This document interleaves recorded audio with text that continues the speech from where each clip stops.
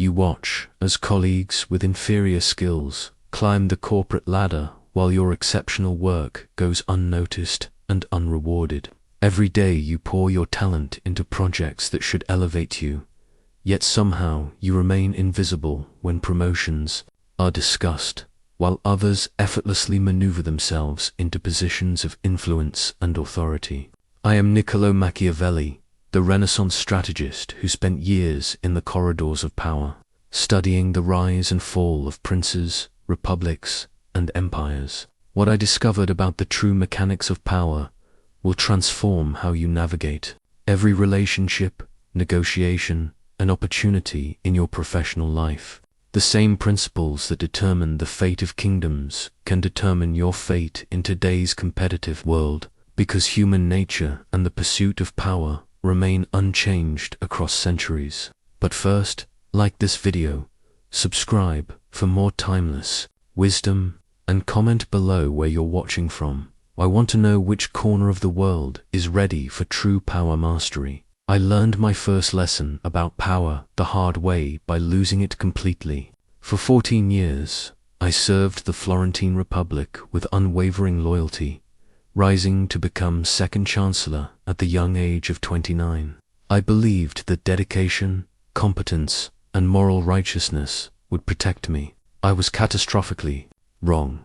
When the Medici family returned to power in 1512, I discovered that my years of faithful service meant nothing. The new regime saw me not as a skilled administrator, but as a threat, someone loyal to the previous government who possessed dangerous knowledge about their enemies and secrets. Within weeks, I went from being one of the most influential men in Florence to being arrested, imprisoned, and tortured. They stretched me on the rack 6 times, demanding confessions of conspiracies that existed only in their paranoid minds. Each pull of the ropes taught me that power respects only power, not virtue. My screams echoed through the prison walls as I realized that all my years of playing by the rules, of believing that good work would be rewarded, had been naive fantasy. The physical pain was nothing compared to the psychological devastation. I had served the Republic faithfully, traveled as an ambassador, negotiated with kings and princes, managed armies, and yet none of it mattered when the political winds shifted.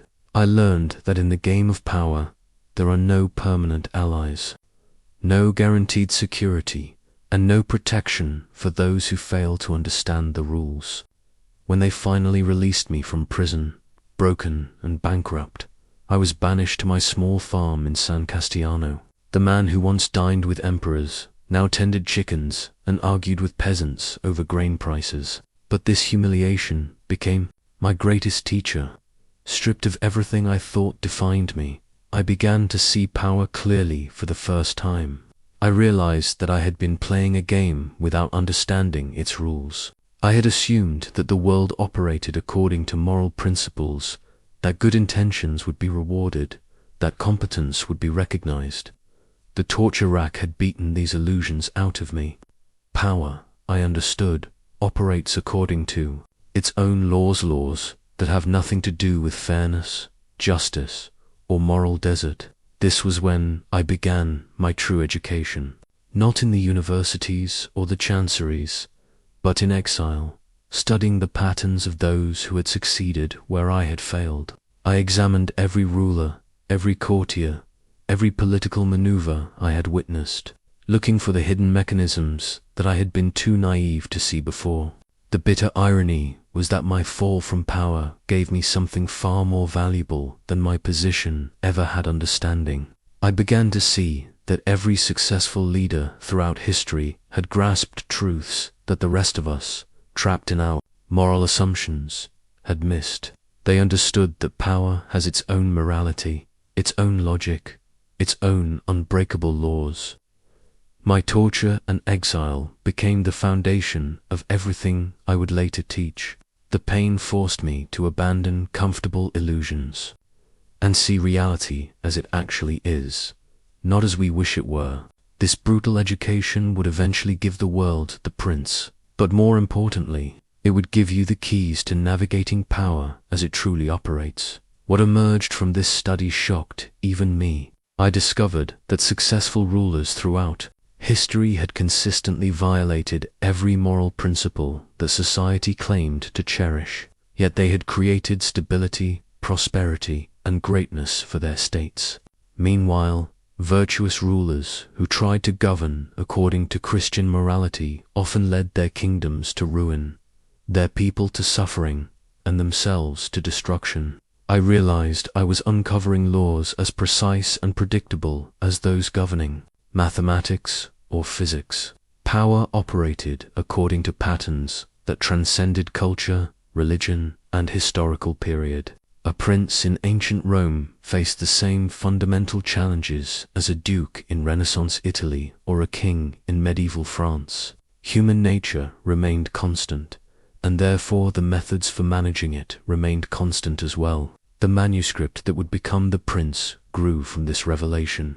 I was not writing a philosophical treatise or a moral guide. I was documenting the operating system of human power dynamics. I studied how successful leaders acquired power, how they maintained it, how they expanded it, and how they lost it. More importantly, I identified the specific techniques that worked consistently across time and culture. I examined Cesare Borgia's career with particular intensity because I had witnessed his methods personally. Here was a man who had started with nothing but his father's papal connections and had carved out a duchy through pure strategic brilliance. He understood instinctively what I was now learning through systematic study, that power respects only power, that fear is more reliable than love, that a leader must be both fox and lion. The writing became an obsession.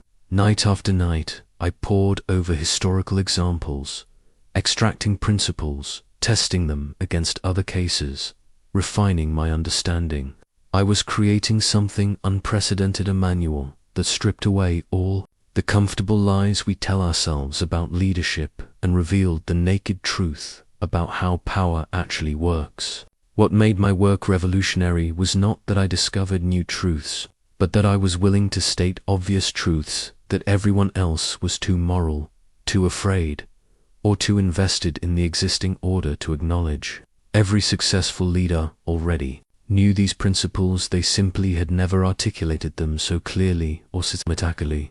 I realized that The Prince would be dangerous. It would destroy the comfortable fiction that good leaders succeed through virtue alone. It would reveal that the most admired rulers in history had achieved their greatness through methods that would horrify their subjects if fully understood. But I had lived through the consequences of political naivety, and I was determined that others might avoid my fate. The manuscript became my attempt to level the playing field, to give to ambitious individuals the same understanding of power that had previously been the exclusive domain of natural political geniuses. I was democratizing the secrets of power, making them available to anyone willing to abandon moral illusions and embrace political reality. During my diplomatic missions, I witnessed one of the most crucial yet overlooked dynamics in all human relationships, the deadly danger of making your superior feel inferior. I learned this lesson by watching brilliant men destroy themselves through excellence that threatened their masters' egos. I remember visiting the court of Cesare Borgia and observing his relationship with his most capable general, a man whose military genius had won Borgia several crucial victories. This general made a fatal error. He began receiving more praise from the troops than Borgia himself.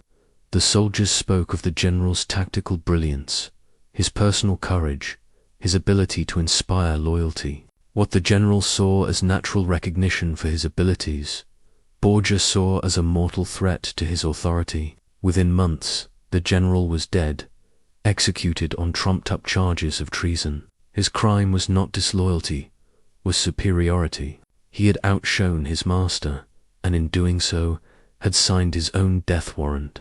I watched this unfold with growing understanding of one of power's most paradoxical laws: your competence must serve your superior's ego, not eclipse it. In my own career, I had made this mistake repeatedly without recognizing it. I had prided myself on my analytical abilities, my diplomatic skills, my talent for seeing through complex political situations. I wrote brilliant reports, negotiated successful treaties, and provided insights that my superiors could never have developed themselves. I thought I was being valuable. I was actually being threatening. The human ego cannot tolerate being consistently shown up by a subordinate, no matter how valuable that subordinate might be. When you repeatedly demonstrate superior knowledge, skill, or judgment, you create a psychological dynamic that makes your superior feel diminished. They begin to resent you, to look for your flaws, to question your loyalty not because you have done anything wrong, but because your competence makes them feel incompetent. I learned to study how the most successful courtiers manage this delicate balance. They were often extremely capable individuals, but they had mastered the art of making their abilities serve their master's glory rather than their own. They would present their ideas in ways that allowed their superiors to claim credit. They would ask for guidance on matters they could easily resolve themselves, giving their masters the satisfaction of feeling wise and necessary. The key insight is that people in power are fundamentally insecure about that power. They know, often unconsciously, that others might be more capable of wielding it. When a subordinate consistently demonstrates superior abilities, it triggers a primal fear. What if others notice this person's superiority? What if they begin to question why I am in charge rather than this more capable individual? This dynamic operates just as powerfully in modern organizations as it did in Renaissance courts. I have seen talented employees sabotage their own careers by consistently being the smartest person in the room, by solving problems their bosses could not solve, by receiving recognition that their superiors felt should be theirs. They could not understand why their competence was not being rewarded. They were making the same mistake I had made. The solution is not to become less competent, but to become more strategically intelligent about how you display that competence. Let your superior take credit for your best ideas. Ask for their advice on problems you could solve alone. Make them feel that your success is really their success, that your abilities are simply an extension of their wisdom and leadership. This is not deception, it's psychological sophistication. You are managing the human reality that people need to feel important, respected, and superior to those they supervise. When you threaten that feeling, you threaten their fundamental sense of identity and worth. And threatened people, especially those with power, become dangerous people. Master this law, and you will find that your abilities are finally recognized and rewarded. Violate it, and you will discover that competence without political intelligence is not just useless, it is actively destructive to your ambitions. I learned the power of concealment through one of my most spectacular diplomatic failures, a mission where my honesty nearly triggered a war and certainly destroyed my negotiating position before I had even begun. I was sent to negotiate with King Louis XII of France regarding Florentine neutrality in his Italian campaigns, believing that straightforward communication would build trust. I laid out our position, completely our fears, our limitations, our alternatives, and our bottom line. The king listened with apparent interest, nodding thoughtfully as I explained Florence's constraints and concerns.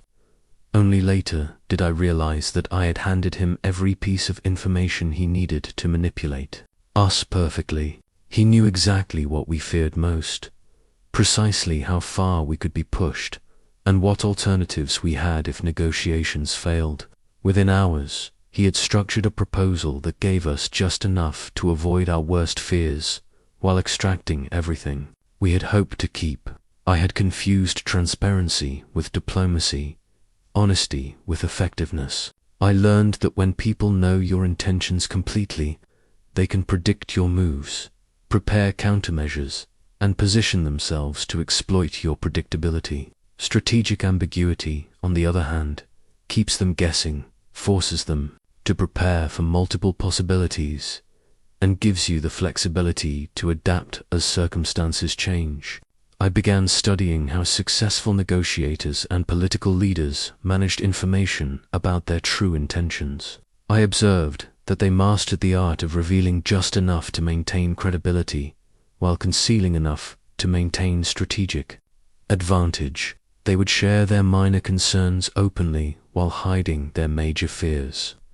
They would discuss their obvious goals while concealing their true objectives. The most sophisticated practitioners developed what I came to understand as layered intentions. They would have a surface goal that they appeared to pursue openly, a deeper goal that careful observers might discern, and a true objective that remained completely hidden. This created multiple levels of deception that protected them even if one layer was penetrated. I watched Cesare Borgia employ this technique masterfully during his conquest of the Romagna. He publicly proclaimed his desire to bring peace and stability to the region, a noble goal that gained him support from war-weary populations. More perceptive observers recognized his real intention to consolidate personal power in central Italy. But his deepest objective, which I only understood later, was to create a power base independent of his father, the Pope. Knowing that papal support was temporary and unreliable, by operating on these multiple levels, Borgia could truthfully claim peaceful intentions while building military strength, could honestly discuss regional stability while eliminating rivals, and could sincerely express loyalty to the Church while preparing for eventual independence. Each audience heard what they needed to hear, while his true strategic position remained opaque. The key insight is that people make decisions based on what they think you intend to do, not on what you actually intend to do. When you reveal your intentions completely, you eliminate the uncertainty that could work in your favor. When others must guess at your plans, they often guess wrong. Prepare for the wrong scenarios and leave themselves vulnerable to your actual strategy. In modern contexts, I see this principle violated constantly by well-meaning individuals who believe that complete transparency builds trust and facilitates cooperation. They share their concerns openly in negotiations, reveal their time and constraints, and explain exactly what they hope to achieve. They cannot understand why others seem to have such significant advantages in competitive situations. The solution is not to become a liar, but to become a strategist. You can be honest about your values, your commitment to fair dealing, and your desire for mutually beneficial outcomes, while remaining strategically ambiguous about your specific intentions, timelines, and alternatives. You can answer questions truthfully while choosing carefully which questions to answer fully. Remember that concealment is not the same as deception. You are not obligated to reveal every aspect of your position, every element of your strategy, or every option you are considering. Strategic ambiguity protects both your interests and your flexibility, allowing you to adapt to changing circumstances without having locked yourself into public positions that become constraints rather than advantages. I discovered the fundamental importance of attention through observing two men of equal talent but vastly different fates. Both served in the Florentine government during my tenure. Both possessed remarkable abilities. Both contributed significantly to the Republic's success. Yet one died in obscurity while the other became legendary. The difference was not competence, it was visibility. The forgotten man was perhaps the most capable administrator I ever knew. He managed complex financial arrangements, resolved intricate legal disputes, and negotiated delicate compromises with extraordinary skill. His work was flawless, his judgment impeccable, his dedication absolute. He labored in the shadows, avoiding attention, believing that his results would speak for themselves. They did not. When he died, few mourned because few had noticed he was alive. The remembered man was equally talented, but understood something. His colleague missed. That capability without recognition is powerless. That influence requires audience. That even the most brilliant achievements mean nothing if no one knows about them. He made sure his successes were visible, his insights were heard, his contributions were acknowledged. He did not seek attention for its own sake, but because he understood attention as the currency of influence. I learned that in any organization, informal or formal, people can only value what they can see. The most important work is often the least visible work, and the least visible work is the least appreciated work. No matter how crucial your contributions, if they occur in darkness, they might as well not occur at all. This realization transformed my understanding of political dynamics. I began to see that every court, every organization, every group operates as a theater where perception shapes reality. The leader who commands attention commands the conversation. The person who controls the conversation controls the agenda. The person who controls the agenda controls decisions.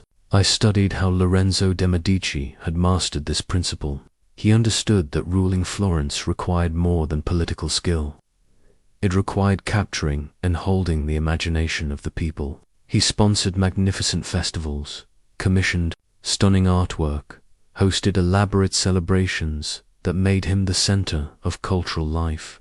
People did not just respect Lorenzo, they could not imagine Florence without him because his presence dominated their mental landscape.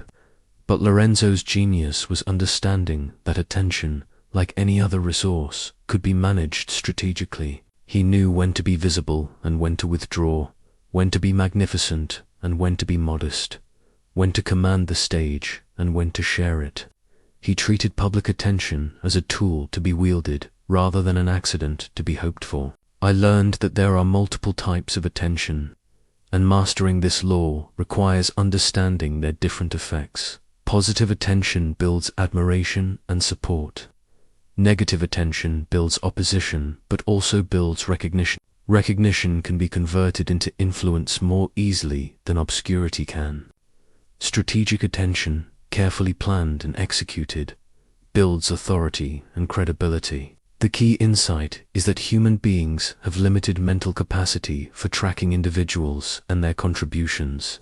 In any group larger than a handful of people, most members will remember only those who have somehow distinguished themselves from the background noise of ordinary competence. If you do not actively court attention, you will be forgotten regardless of your abilities. In modern organizations, I see this principle violated by countless talented individuals who believe that good work should automatically lead to recognition and advancement. They focus entirely on performance while ignoring perception on results. While ignoring reputation, they cannot understand why less capable but more visible colleagues receive opportunities they deserve. The solution is not to become a shameless self-promoter, but to become strategically visible. Share your successes without appearing boastful. Take credit for your contributions without diminishing others. Seek platforms where your expertise can be displayed. Volunteer for high-visibility projects. Build relationships that will amplify your reputation. Remember that attention is not vanity, it is strategy. In a world where countless capable people compete for limited opportunities, being noticed is the first requirement for being chosen. Master the art of strategic visibility, and you will find that your talents finally receive the recognition and rewards they deserve. I learned this law through painful experience when I tried to accomplish everything myself during my early years. In the Chancery, I believed that personal effort was the highest virtue, that doing the work myself would ensure quality and demonstrate dedication. I wrote every report personally, attended every minor meeting, involved myself in every detail of administration.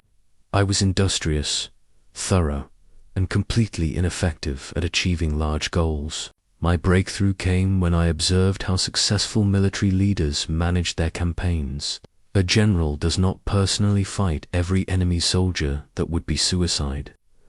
Instead, he positions his forces, coordinates their movements, and ensures that their combined efforts achieve strategic objectives. The general's skill lies not in personal combat, but in orchestrating the combat effectiveness of others. I realized that the same principle applied to every form of leadership. The most successful princes I studied had mastered the art of achieving through others while taking credit for the collective result. They understood that personal limitations make individual effort insufficient for grand achievements, but that human multiplication makes almost any goal achievable. Pope Julius II exemplified this mastery during his campaigns to expand papal territories. He did not personally lead cavalry charges or siege artillery. He created a system where others executed his vision with extraordinary effectiveness. He identified capable commanders, provided them with clear objectives, ensured they had necessary resources, and coordinated their efforts toward unified goals. When his armies succeeded, the glory belonged to Julius II, though hundreds of others had performed the actual work. The key insight is that leadership is fundamentally about multiplication. One person's energy, intelligence, and time are limited, but one person's ability to direct, coordinate, and inspire others' energy, intelligence, and time is potentially unlimited.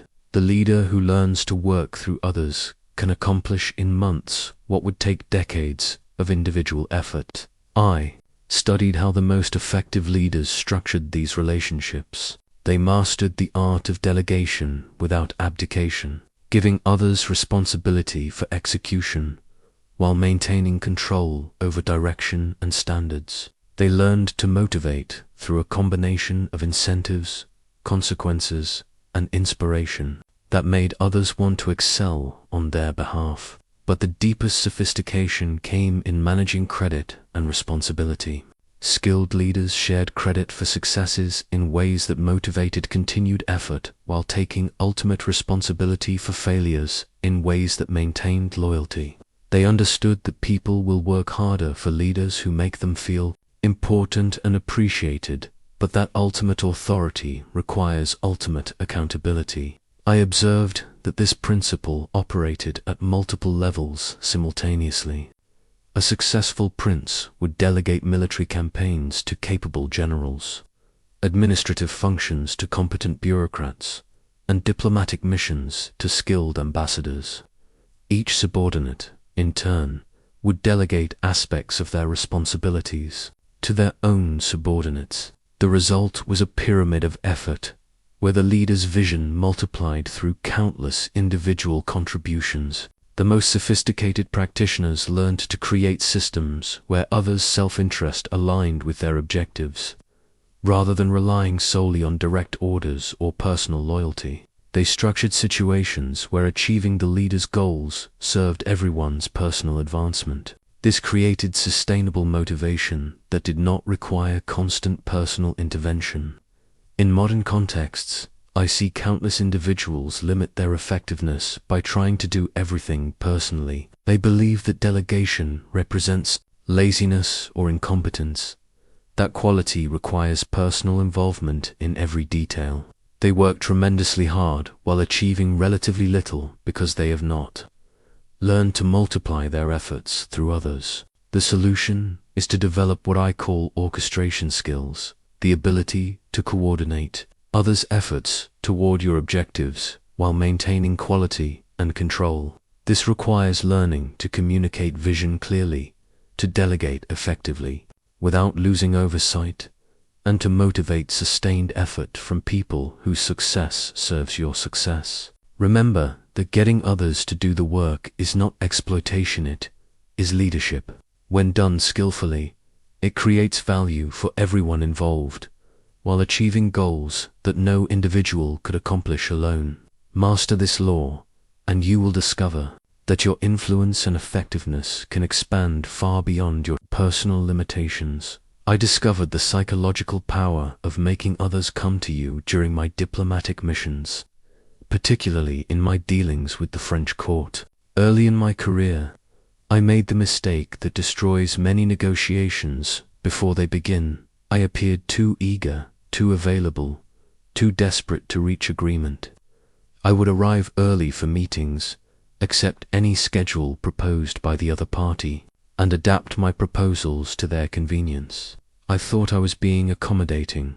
I was actually being weak. My education began when I observed how King Louis XII managed his audiences with foreign ambassadors. He did not make himself available at their convenience. He made them wait for his convenience. Ambassadors would travel hundreds of miles to seek audience with him, then wait days or weeks for the privilege of presenting their cases.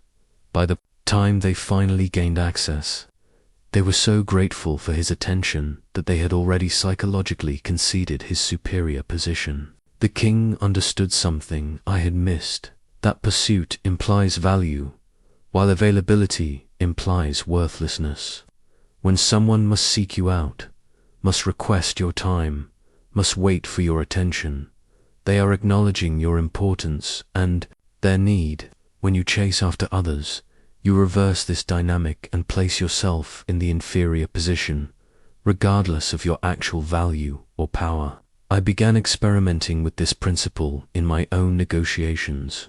Instead of eagerly accepting the first meeting time proposed, I would suggest alternatives that required some accommodation from the other party. Instead of traveling immediately to wherever discussions were convenient for them, I would propose neutral locations or occasionally suggest they come to Florence.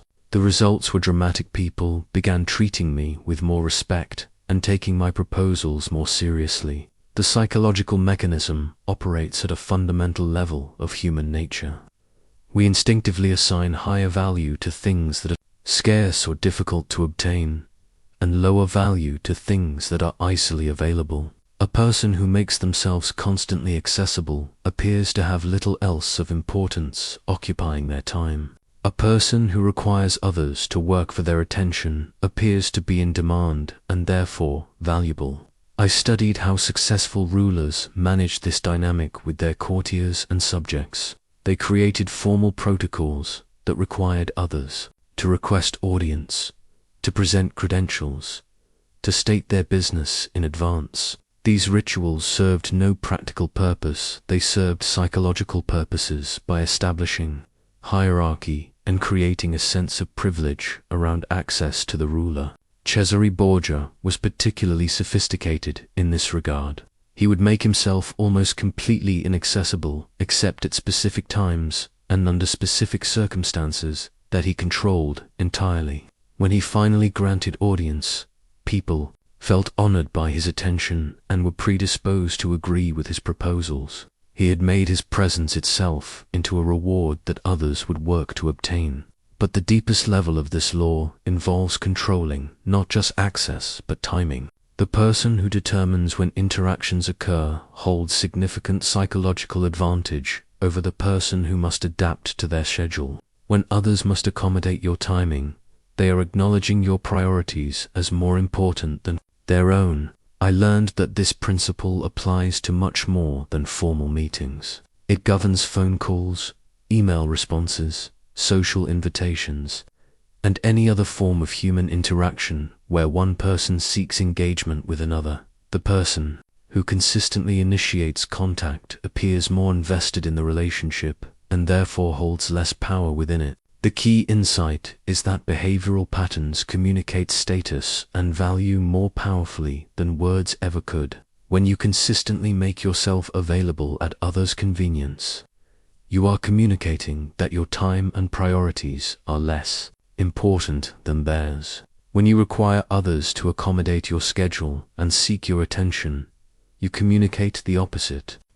In modern contexts, I see this principle violated constantly by eager professionals who believe that immediate responsiveness demonstrates competence and dedication. They answer emails instantly, accept any meeting time proposed, and make themselves constantly available. They cannot understand why they are not taken seriously despite their obvious willingness to help. The solution is to create appropriate scarcity around your time and attention without becoming unreasonably difficult to work with. Respond to communications promptly but not instantly. Suggest meeting times that work for you rather than automatically accepting others' proposals. Make it clear that your schedule has priorities and constraints that others must consider. Remember that making people come to you is not about being difficult. It is about establishing your value and maintaining psychological advantage in interactions that matter to your success. I learned the supreme importance of action over argument through one of my most humiliating diplomatic failures in negotiation, where I possessed every logical advantage, yet achieved complete defeat because I relied on words rather than demonstrations of power.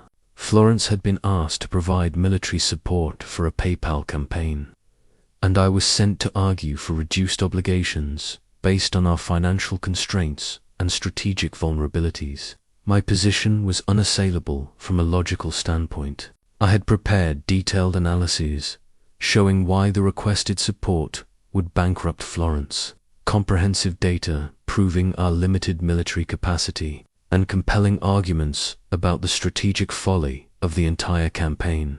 I presented these arguments with eloquence and precision, confident that reason would prevail over political pressure. The papal representatives listened politely, nodded thoughtfully, and then completely ignored everything I had said. Instead of responding to my logical arguments, they simply announced that Florence would provide the requested support or face immediate excommunication and military intervention. My perfect logic meant nothing in the face of their demonstrated power to impose consequences. I realized that I had been playing the wrong game entirely. While I was trying to win a debate, they were demonstrating dominance. While I was appealing to reason, they were exercising force. Words, no matter how persuasive, cannot compete with the reality of power when interests truly conflict.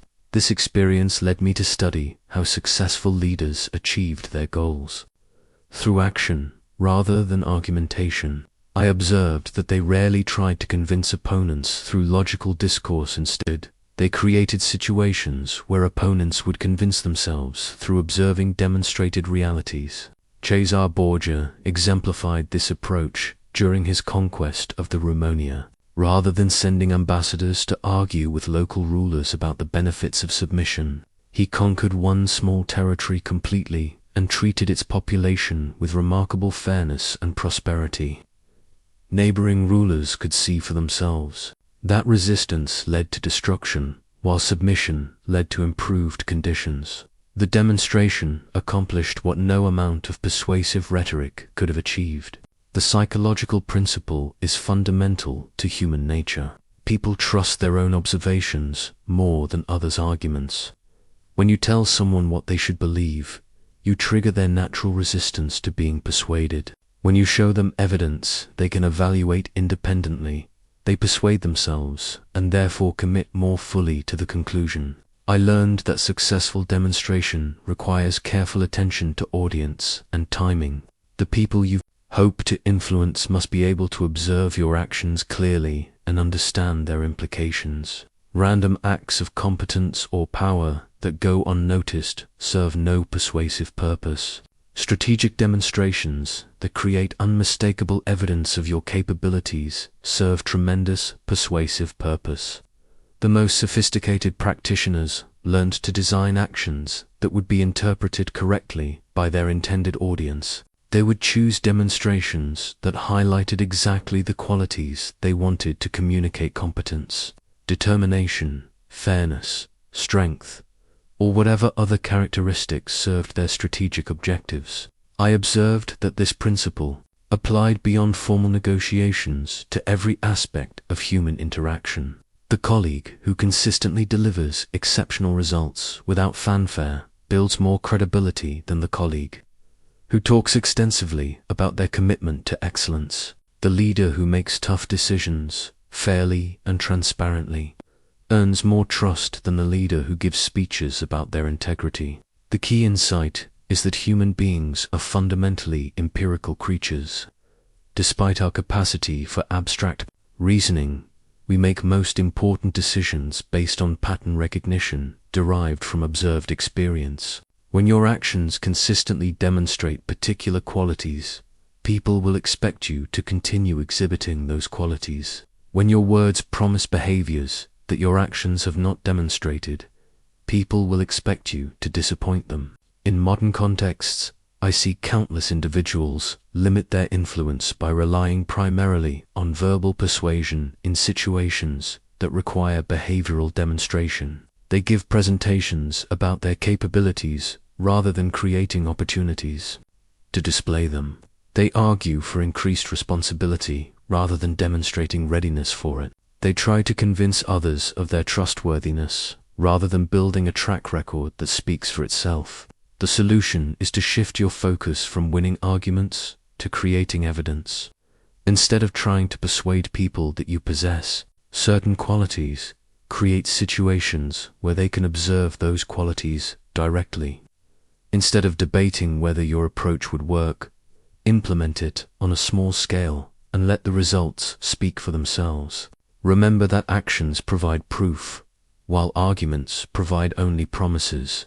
In a world where everyone can talk persuasively about their intentions and capabilities, the person who demonstrates actual results holds an unbeatable advantage. I learned about the contagious nature of human misery through watching the career destruction of one of Florence's most promising young diplomats. When I first met Francesco, he possessed everything necessary for political success: intelligence, charm, family connections, and genuine talent for negotiation. His future seemed assured until he formed a close friendship with a bitter older colleague who had been passed over for advancement repeatedly and harbored deep resentments against the Republic. Francesco began spending hours listening to this man's complaints about the unfairness of the system, the incompetence of their superiors, and the hopelessness of expecting recognition for merit. Gradually, Francesco's optimism transformed into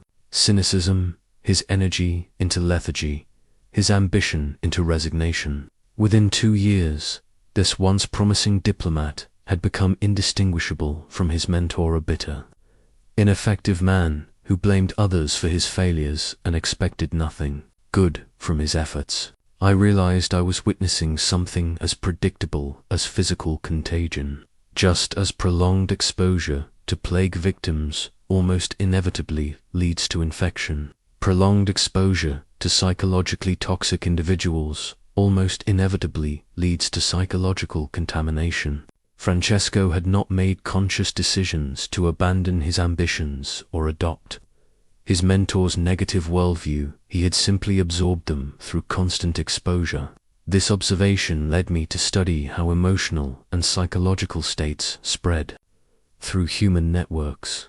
I discovered that people unconsciously mirror the attitudes, expectations, and energy levels of those they spend time with regularly. Cheerful, optimistic, energetic individuals tend to become more positive when surrounded by similar people, but they also tend to become more negative when surrounded by complainers, pessimists, and those who have given up on achieving their goals. The mechanism operates below conscious awareness through what I came to understand as emotional resonance. Human beings are social creatures who instinctively synchronize their internal states with those around them.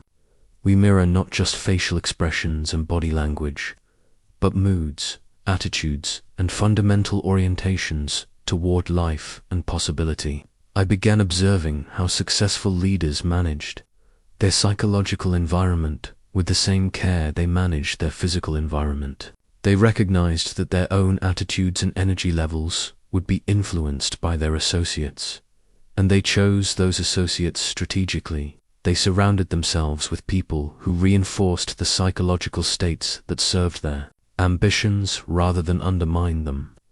The most sophisticated practitioners learned to identify psychological toxicity quickly and respond decisively.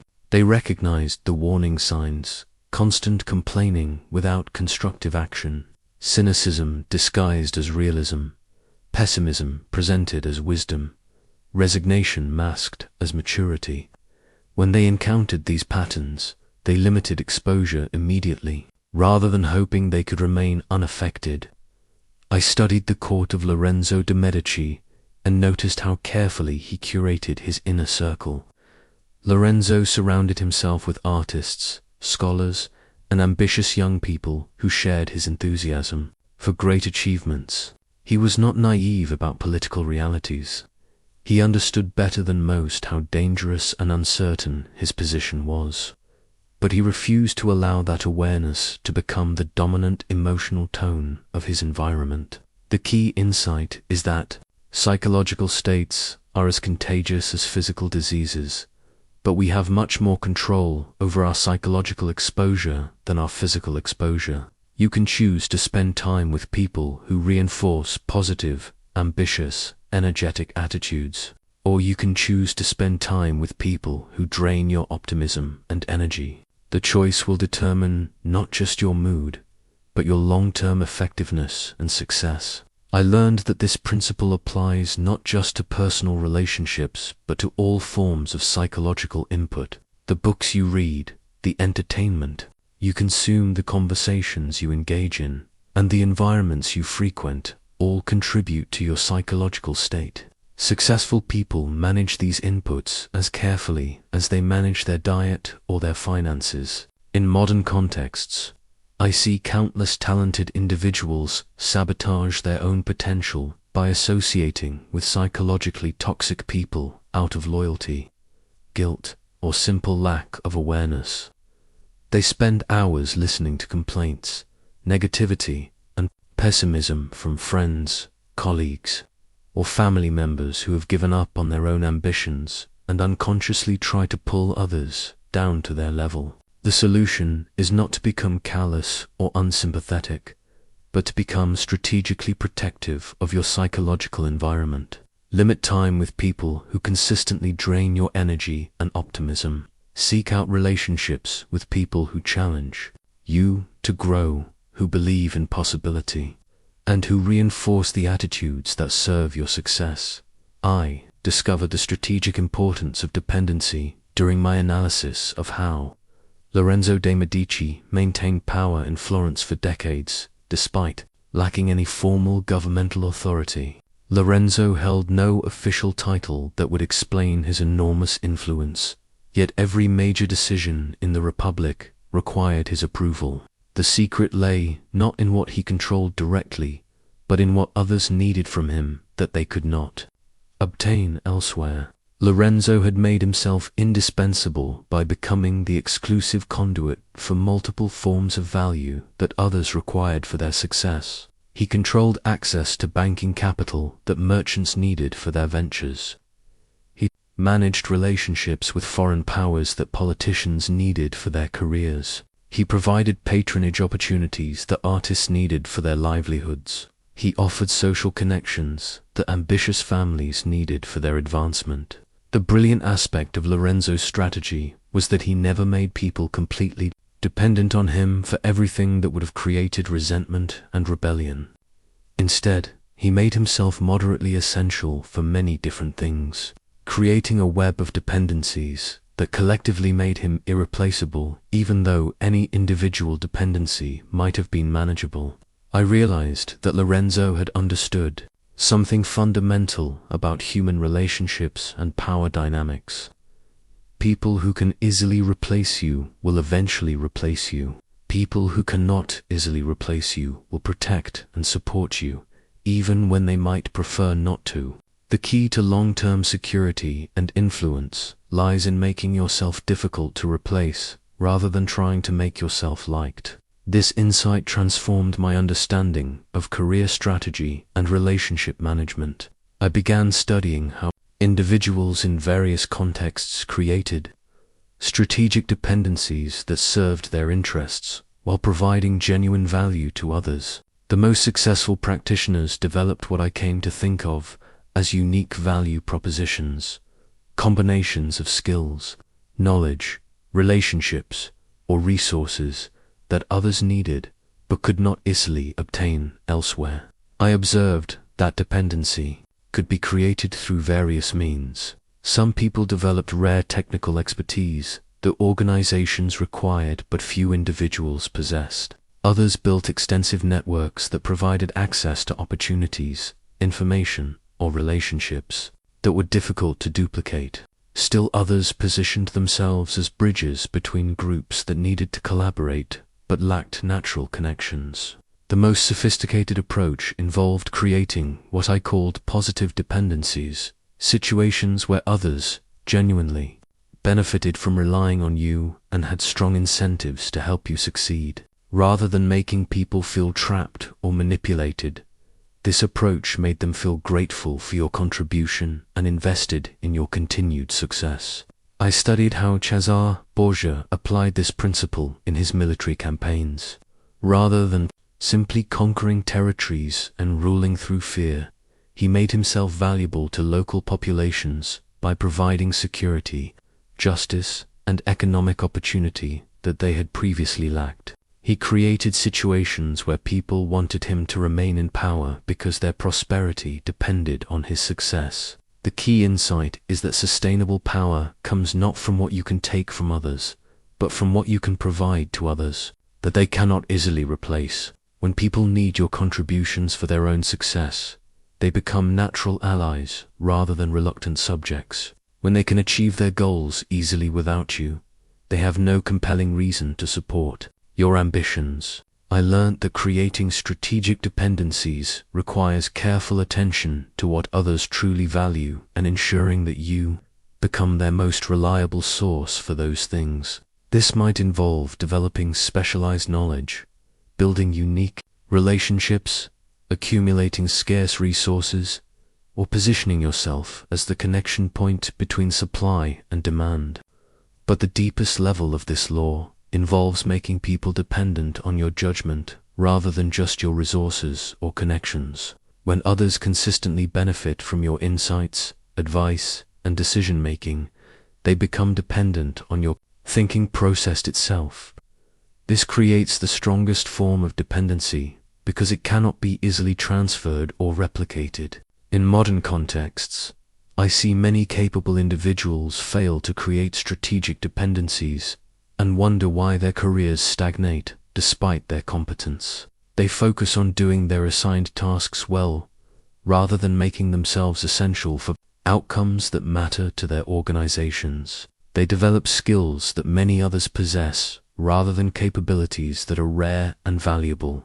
The solution is to identify what your colleagues, superiors, or organizations truly need for success, and position yourself as their most reliable source for those needs. This might involve developing expertise in emerging areas, building relationships with key external partners, or becoming the person others turn to for difficult problems or important decisions.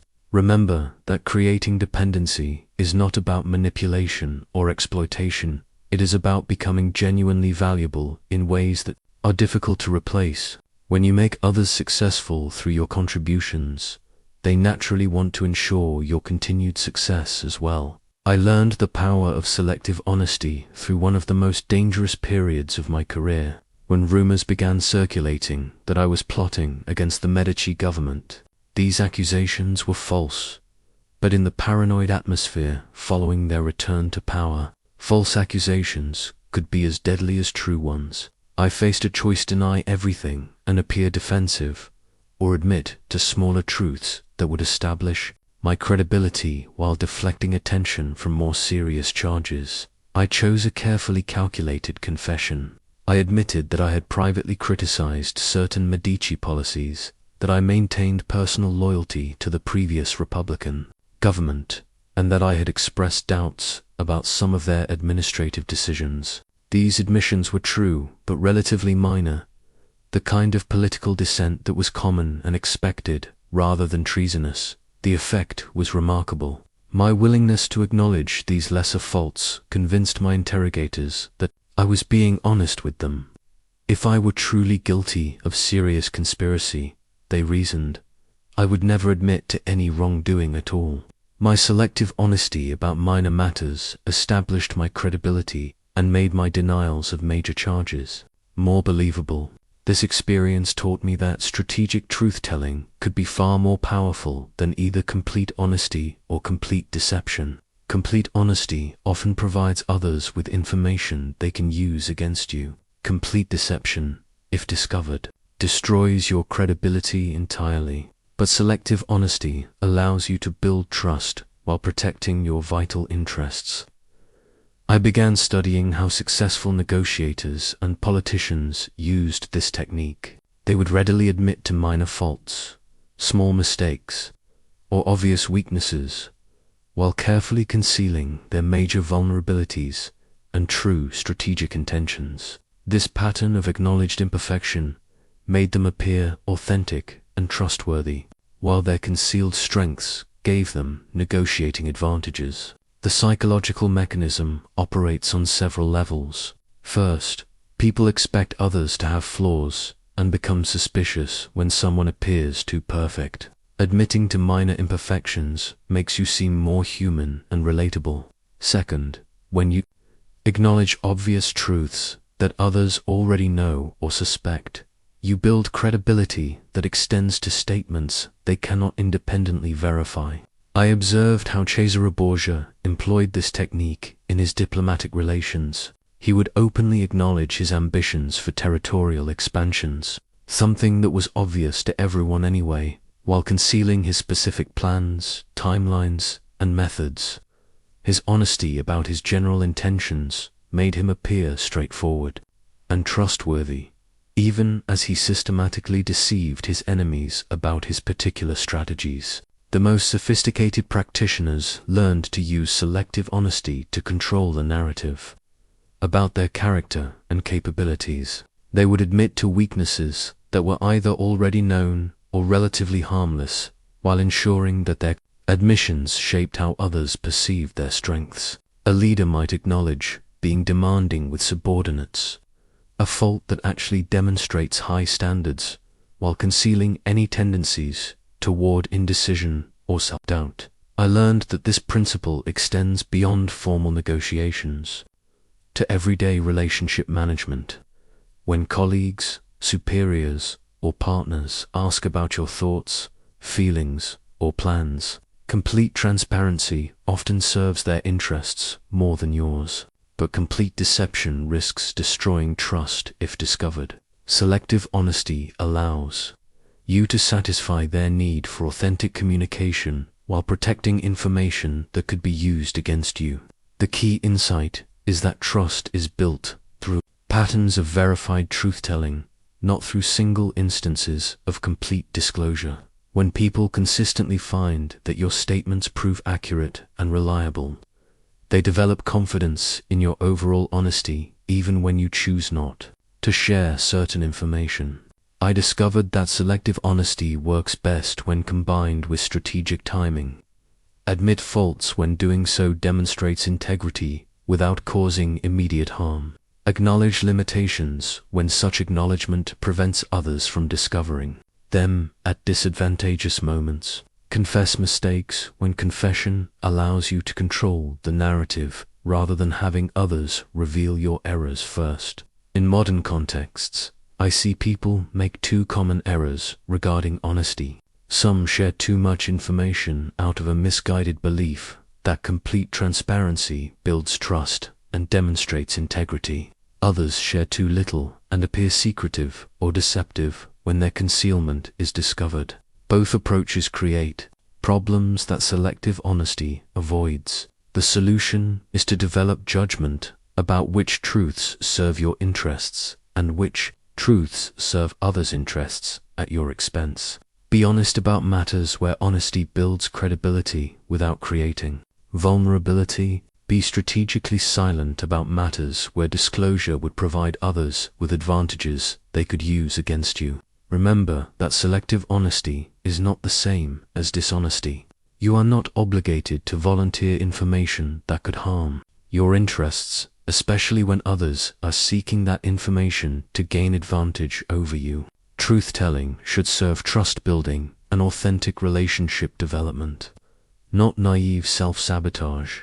I learned the futility of appealing to pure altruism during my early diplomatic missions, when I consistently failed to secure agreements. By emphasizing what would benefit Florence's allies rather than what would benefit the allies themselves, I would present elaborate arguments about regional stability, shared values, and moral obligations, believing that reasonable people would naturally support reasonable causes. They did not. My breakthrough came during negotiations with the French regarding military support for PayPal campaigns. Instead of arguing that France should help because it was morally right or strategically wise for Italy as a whole, I restructured my proposals around what France would gain specifically to concessions, trading privileges, and political advantages that served French interests directly. The change in response was immediate and dramatic. French negotiators who had been politely uninterested in my appeals to regional stability became intensely engaged when discussing potential French benefits. They asked detailed questions, proposed modifications, and began working actively to find mutually acceptable terms. I realized that I had been trying to motivate people through their consciences when I should have been motivating them through their ambitions. This experience led me to study how successful leaders structured proposals and requests to align with their audience's self-interest rather than relying on their generosity or civic virtue. I discovered that even apparently altruistic actions usually served the actor's interests in some way through reputation building, relationship development, or long-term strategic positioning. I observed that the most effective approach involved identifying what people truly wanted and then demonstrating how helping you would help them achieve those goals. This required deep understanding of their priorities, constraints, and ambitions that could only be gathered through careful observation and strategic questioning. The key insight is that people are fundamentally motivated by their own needs, desires, and concerns. While they may genuinely care about broader principles or other people's welfare, these concerns rarely override self-interest when important. Decisions must be made. Appeals to altruism may work for small favors, but significant commitments require clear personal benefit. I studied how Lorenzo de' Medici built his network of supporters throughout Italy. He never asked people to support him out of loyalty or friendship alone. Instead, he offered specific benefits: financial opportunities, political protection, social advancement, or business partnerships that made supporting him serve their individual interests. His allies remained loyal because their prosperity depended on his success. The most sophisticated practitioners learned to structure mutually beneficial arrangements where everyone involved gained more by cooperating than they could achieve independently. These arrangements were stable because they did not depend on sustained goodwill or moral commitment. They were sustained by ongoing self-interest. I learned that this principle applied not just to formal negotiations, but to every request for support, cooperation, or assistance. When asking colleagues for help with projects, successful people emphasized how the collaboration would enhance the colleagues' reputations, develop their skills, or advance their careers. When seeking support from superiors, they focused on how their proposals would solve their superiors' problems or help them achieve their objectives. The deepest application involved understanding that different people are motivated by different types of self-interest. Some prioritize financial gain, others seek recognition or status. Still others want security or autonomy. Effective persuasion required identifying which form of self-interest motivated each individual and structuring appeals accordingly. I observed that this approach was more ethical than relying on manipulation or deception, because it created genuine value for everyone involved. When you help others achieve their legitimate goals while achieving your own, you build sustainable relationships based on mutual benefit rather than exploitation. In modern contexts, I see countless individuals fail to gain support for good ideas because they focus on why the ideas are objectively beneficial rather than why they are personally beneficial to their audience. They present business proposals that emphasize general market opportunities rather than specific advantages for decision makers. They request resources by explaining the project's importance rather than its value to resource controllers. The solution is to research your audience's priorities and structure your proposals around their self-interest, rather than your needs or abstract principles. Show how supporting you will help them solve their problems, achieve their goals, or satisfy their concerns. Make it clear that your success will contribute to their success. Remember that appealing to self-interest is not cynical or manipulative. When done honestly, you are simply acknowledging human nature and structuring cooperation in ways that serve everyone's legitimate interests. This approach builds stronger, more sustainable relationships than appeals to altruism alone could ever achieve. I learned the necessity of strategic information gathering through watching how consistently I was outmaneuvered by opponents who seemed to know my plans before I implemented them, my concerns before I expressed them, and my alternatives before I revealed them. While I focused on developing better arguments and proposals, they focused on understanding my position so thoroughly that they could predict and counter my every move. My education began when I discovered that one of my most trusted diplomatic colleagues had been systematically reporting our private conversations to rival political factions. This man appeared to be my ally, offered helpful advice, and seemed genuinely concerned with my success. In reality, he was gathering intelligence that allowed others to anticipate and neutralize my strategies before I could execute them. Initially, I felt betrayed and deceived, but as I reflected on the situation, I realized that this colleague had simply understood something about power dynamics that I had missed. Information is the foundation of strategic advantage, and those who possess superior information about their opponent's intentions, capabilities, and constraints will consistently outperform those who operate from ignorance. I began studying how successful leaders gathered the intelligence they needed to make effective decisions and develop winning strategies.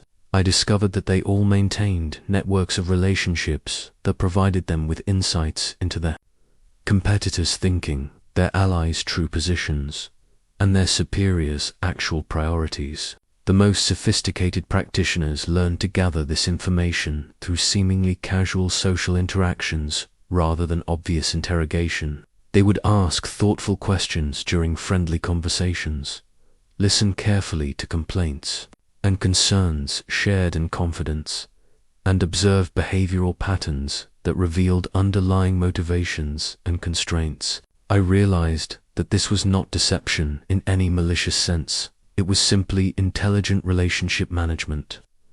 Every interaction provides information about the other person's priorities, concerns, capabilities, and intentions. The question is whether you pay attention to this information and use it strategically, or whether you ignore it and operate from unnecessary ignorance. During my diplomatic missions, I began developing more systematic approaches to intelligence gathering.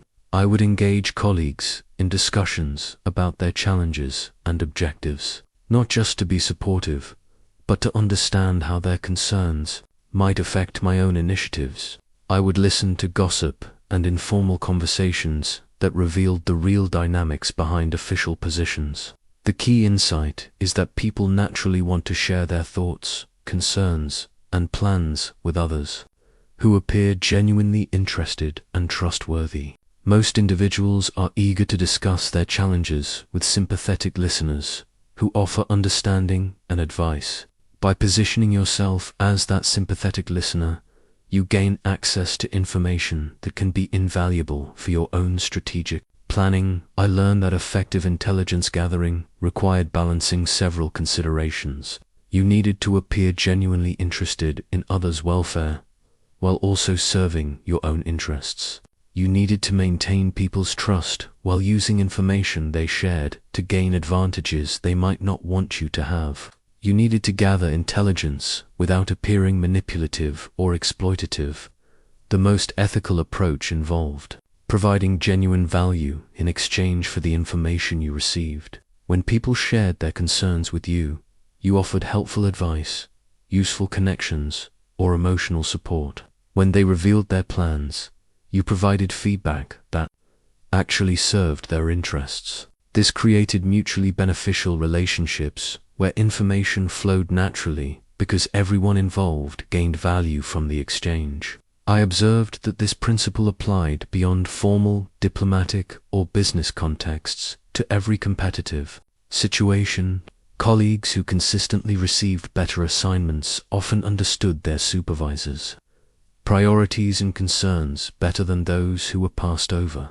Students who succeeded in academic politics often knew more about their professors' preferences and biases than those who focused solely on academic performance. In modern contexts, I see many talented individuals limit their effectiveness by failing to gather the strategic information they need to succeed. They focus entirely on their own performance while remaining ignorant of the broader context that determines how their performance will be evaluated and rewarded. The solution is to develop genuine curiosity about the people whose decisions affect your success. Learn about their challenges, priorities, and constraints. Understand how they evaluate performance and make decisions. Pay attention to informal conversations that reveal information not available through official channels. Remember that gathering strategic intelligence is not about betraying confidences or exploiting. Trusted is about understanding the environment in which you operate so that you can navigate it more effectively. When done ethically, it enhances your ability to serve others' interests as well as your own. I learned the danger of incomplete victories through observing the fall of Piero Soderini, the leader who had given me my position in the Florentine Republic and who I genuinely respected for his integrity and good intentions. Soderini had multiple opportunities to eliminate his political enemies when he held advantage, but his merciful nature led him to settle for partial victories that left his opponents wounded but not destroyed. When the Medici began plotting their return to power, Soderini could have had the key conspirators arrested, exiled, or executed. He possessed evidence of their activities and had legal authority to act decisively. Instead, he chose to issue warnings, negotiate compromises, and seek reconciliation with people who were fundamentally committed to his destruction. He believed that moderation and mercy would eventually win their respect and loyalty. The result was predictable to everyone except Soderini himself. His enemies used the time he gave them to strengthen their position, gather more supporters, and prepare more effective strategies. When they finally moved against him, they did so with overwhelming force and showed him none of the mercy he had shown them. Soderini was driven from Florence in disgrace, his supporters scattered, and his political legacy destroyed. I realized that Soderini's fundamental error was treating mortal enemies as if they were temporary opponents. He applied the rules of civilized disagreement to people who were playing by the rules of existential conflict. His mercy was not reciprocated because his enemies understood that their survival required his complete elimination, not his partial defeat. This observation led me to study how successful leaders dealt with irreconcilable opposition. I discovered that they made careful distinctions between different types of conflict and applied different strategies accordingly. When dealing with ordinary competitors or temporary rivals, they would use measured responses appropriate to limited disagreements. When dealing with mortal enemies, those whose fundamental interests could not coexist with their own, they would act with decisive force to eliminate the threat permanently. I studied the career of Cesare Borgia and observed how he handled the conspiracy of his own captains who plotted against him at Sinigaglia. When Borgia discovered their treachery, he did not content himself with defeating their immediate plot or securing their temporary submission.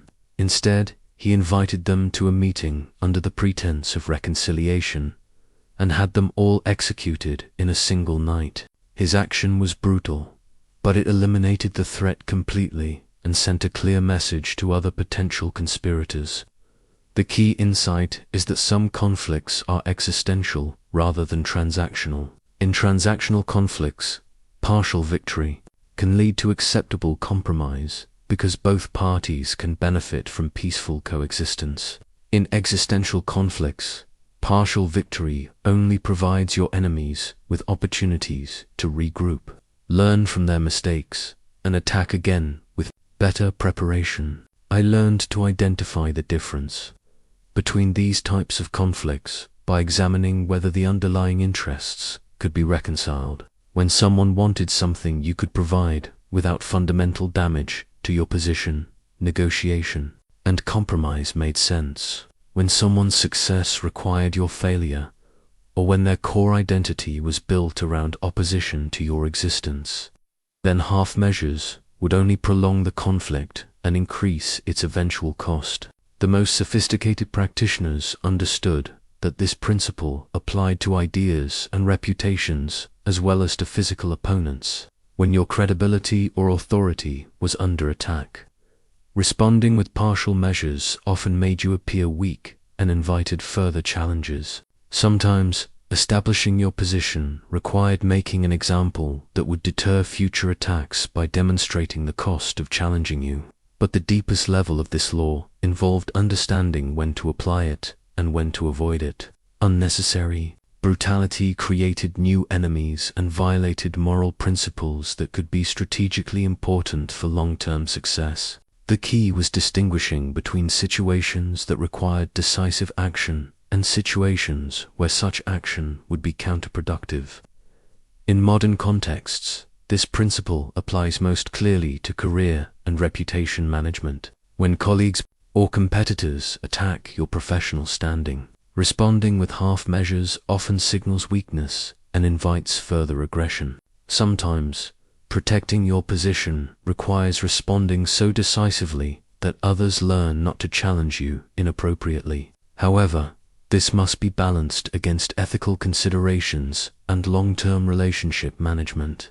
The goal is not to destroy everyone who disagrees with you, but to establish clear boundaries around behavior you will not tolerate and to respond proportionally to genuine threats to your success or integrity. The solution is to develop judgment about which conflicts require decisive resolution and which can be managed through lesser measures. Identify when someone's opposition represents a temporary disagreement versus a fundamental threat to your position. Respond proportionally but completely to genuine threats while maintaining ethical standards that serve your long-term interests. Remember that the goal is not cruelty, but effectiveness. When someone represents a genuine threat to your success, half measures often prove more harmful than decisive action because they prolong conflict without resolving it. I discovered the power of strategic absence through one of the most painful experiences of my career, being forced into exile after the Medici returned to power. Initially, I experienced this absence as pure loss. I was cut off from the political conversations that had defined my life, excluded from the decision-making processes where I had once been influential, and isolated from the colleagues who had respected my judgment. But as months passed, something unexpected began to happen. Former colleagues started seeking me out secretly, asking for advice on political matters they were struggling to handle. Officials who had barely acknowledged my existence when I was present began referring to my insights and expertise when I was absent. The Florentine political class discovered that they missed my analytical abilities more acutely when those abilities were no longer available to them. I realized that constant presence had made me seem ordinary, while absence had made me seem valuable.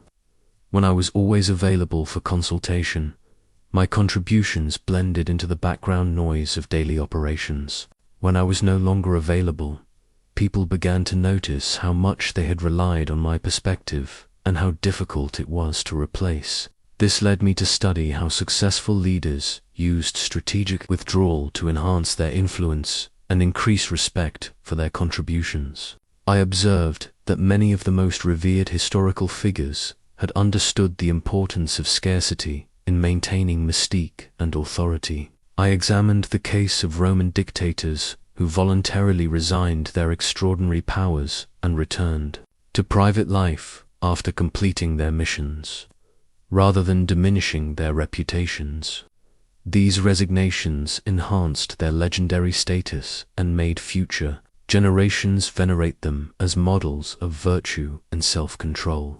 Their absence from power made their brief periods of leadership seem more remarkable and their characters more admirable. The psychological mechanism operates on fundamental principles of human perception and value assessment. We tend to appreciate things more when they are scarce or difficult to obtain, and to take things for granted when they are constantly available. A person who is always present becomes part of the background environment. A person whose presence is limited becomes a special event. I learned that this principle applied to many forms of professional and social interaction. Colleagues who made themselves constantly available for every meeting, every consultation, and every social event often found their contributions taken for granted. Colleagues who were more selective about their availability found that their participation was more valued and their opinions carried more weight. The most sophisticated practitioners learned to create strategic scarcity around their time and attention. Without appearing arrogant or disengaged, they would focus intensively on their most important responsibilities, while being less available for routine matters that others could handle adequately. This concentration of effort made their contributions more valuable while creating natural limits on their accessibility. I observed that timing was crucial for strategic absence. Withdrawing when people needed you most would damage relationships and reputation, but withdrawing after demonstrating your value when people had learned to appreciate your contributions could significantly increase your perceived importance and the respect accorded to your eventual return. The key insight is that familiarity breeds not contempt exactly, but a kind of comfortable taking for granted that diminishes perceived value. When people see you constantly, they stop noticing your special qualities and begin treating you as part of the ordinary environment. When they see you rarely, each interaction becomes more significant and memorable. I learned that strategic absence worked best when combined with demonstrable competence. Simply being unavailable without providing value when you were present would make you irrelevant rather than missed. But being exceptionally valuable when present while being strategically ill-limited in availability created a combination that people found compelling and sought to secure. In modern contexts, I see many talented professionals limit their perceived value by making themselves too available for too many different demands on their time. They attend every meeting they are invited to, respond immediately to every request, and make themselves constantly accessible to colleagues and supervisors. While this demonstrates dedication, it often results in their contributions being taken for granted. The solution is to become more strategic about how you allocate your time and attention. Focus intensively on your most important contributions, rather than spreading yourself across countless minor tasks.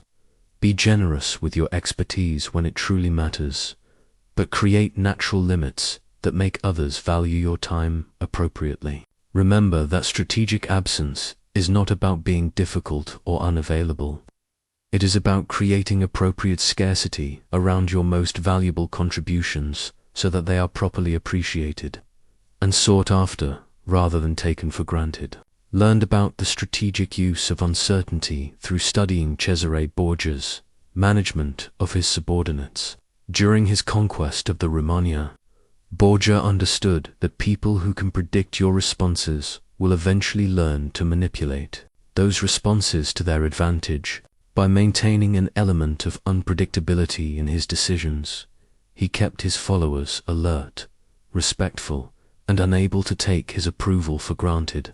Borgia would reward excellent service generously but sporadically, creating an environment where people knew that exceptional performance could lead to exceptional rewards but could never be certain when or how those rewards would come. He would punish incompetence swiftly but inconsistently, ensuring that everyone understood failure had consequences. While no one could predict exactly what those consequences would be, the psychological effect was profound. Borgia's subordinates remained constantly engaged and attentive because they could never become comfortable with routine expectations. They could not rely on past patterns to predict future reactions, so they had to pay attention to current circumstances and perform at their highest level consistently. I realized that Borgia had mastered something that most leaders miss: the power of controlled uncertainty. When people can predict your responses perfectly, they begin to take you for granted and test the boundaries of acceptable behavior. When they cannot predict your responses at all, they become paralyzed by anxiety and uncertainty. But when they understand your standards while remaining uncertain about your specific reactions, they remain motivated and attentive without becoming fearful or resentful. This insight transformed my understanding of leadership dynamics. I began studying how successful rulers throughout history had used strategic unpredictability to maintain authority and command respect. They established clear principles and standards while varying their specific responses within those parameters, creating environments where people understood what was expected but could never become complacent about how expectations would be enforced. The key was distinguishing between arbitrary unpredictability, which creates chaos and resentment, and strategic unpredictability, which creates attention and respect. Strategic unpredictability operates within consistent principles. People understand your values and standards, but they cannot predict exactly how you will respond to specific situations within those parameters. I observed that this technique was particularly effective with subordinates who had become too comfortable with their positions or too confident in their ability to manage their superiors. A period of strategic unpredictability would restore appropriate respect and attention without creating the long-term damage that harsh or arbitrary punishment might cause. The most sophisticated practitioners learned to use unpredictability sparingly and strategically. They would be consistent and predictable in most situations, building trust and reliability, but would occasionally respond in unexpected ways that reminded others of their authority and prevented complacency from developing. I learned that the goal was not to create fear for its own sake, but to maintain what I came to think of as constructive tension, an environment where people remained alert, engaged, and respectful because they could not take your responses for granted. This tension kept relationships dynamic and prevented the kind of familiarity that leads to disrespect or manipulation. The deepest application involved understanding that people need some uncertainty to remain motivated and engaged. When everything becomes routine and predictable, human beings naturally become less attentive and committed. Strategic unpredictability prevents this natural decline by ensuring that people must continue to earn approval rather than assuming they already possess it. In modern contexts, I see many leaders make the mistake of being either completely predictable, which allows others to manipulate them, or completely arbitrary, which creates resentment and rebellion. The most effective approach combines reliable principles with variable applications that keep people engaged and attentive. The solution is to establish clear standards and values while varying your specific responses within those parameters. Let people know what you expect and what you will not tolerate, but keep them uncertain about exactly how you will respond to specific behaviors or situations. This creates the kind of respectful attention that serves both authority and effectiveness. Remember that the goal is not to terrorize, but to prevent complacency.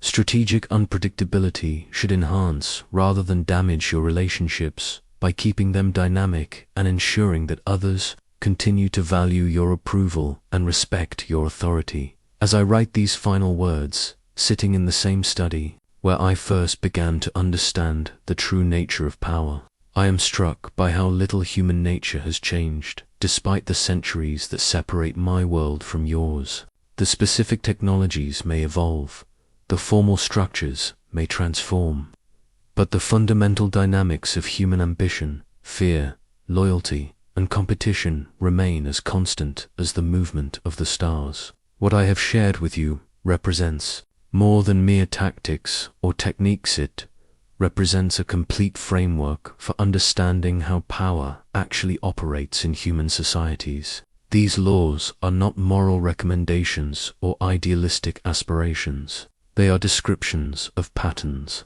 that govern human behavior as reliably as physical laws govern the natural world.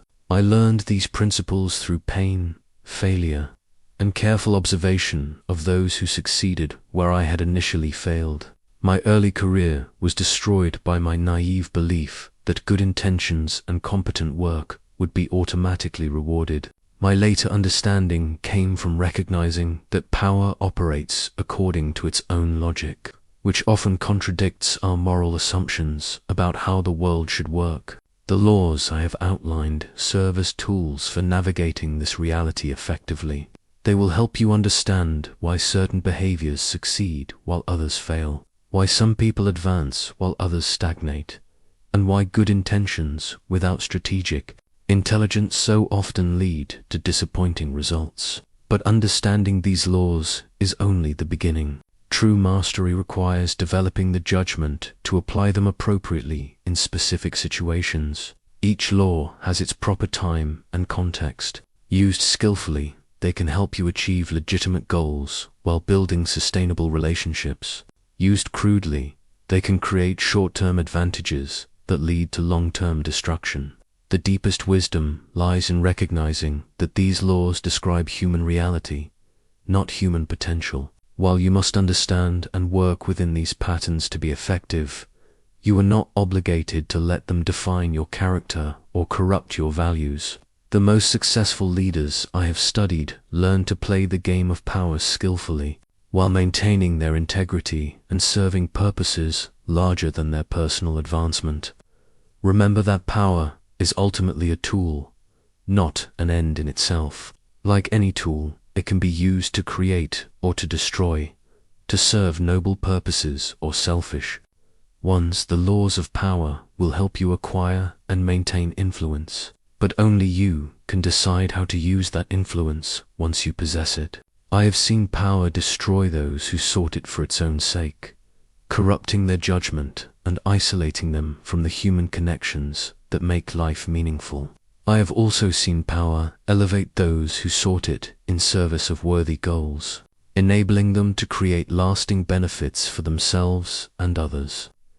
The choice between these paths cannot be found in any manual or guidebook, must come from your own character and values. What I can tell you is that sustainable power requires not just strategic intelligence, but also moral intelligence.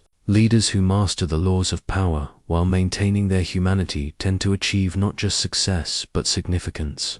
As you apply these principles in your own life, remember that every interaction is an opportunity to practice these skills, while serving others' legitimate interests as well as your own.